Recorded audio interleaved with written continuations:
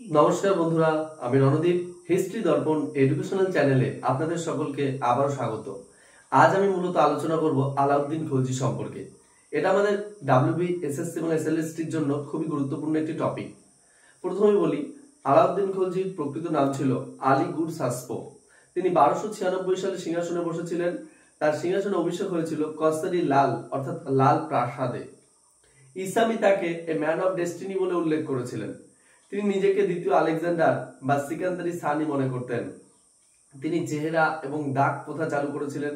এছাড়াও তিনি মূল্য নিয়ন্ত্রণ নীতি বা বাজার দর নিয়ন্ত্রণ নীতি কিন্তু চালু করেছিলেন। এটা আমাদের মনে রাখতে হবে। পার্মানেন্ট স্ট্যান্ডিং আর্মি ব্যবস্থা কিন্তু তিনি করেছিলেন। এছাড়াও মনে রাখতে হবে, আলাউদ্দিন খলজি কিন্তু এমন একজন শাসক ছিলেন, তিনি ঈশ্বরে বিশ্বাস করতেন। তিনি ধর্মীয় গুরু বা উলেমাদের কিন্তু তিনি বিশ্বাস করতেন না বা তাদের কথা তিনি মানতেন না। তিনি একমাত্র সুফি সন্ত নিজামুদ্দিন আউলিয়াকে এবং নিজামুদ্দিন আউলিয়ার আদর্শকে তিনি মানতেন।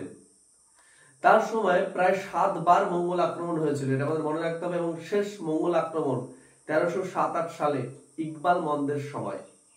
এছাড়াও তিনি মুদ্রায় সিকান্দারি সানি এটি উৎকীর্ণ করিয়েছিলেন। এছাড়াও তিনি তারিকের বিলিয়ন সহ মুদ্রা উৎকীর্ণ করান। তিনি উত্তর এবং দক্ষিণ ভারত অভিযান করেছিলেন। তিনি উত্তর ভারতের চিতোর, রাজস্থান এবং রণথম্বর এই 3টি জায়গা কিন্তু তিনি আক্রমণ করেছিলেন। এই 3 জায়গা আক্রমণ করে তিনি কিন্তু প্রচুর সম্পত্তি এবং সাম্রাজ্যের মালিক হন।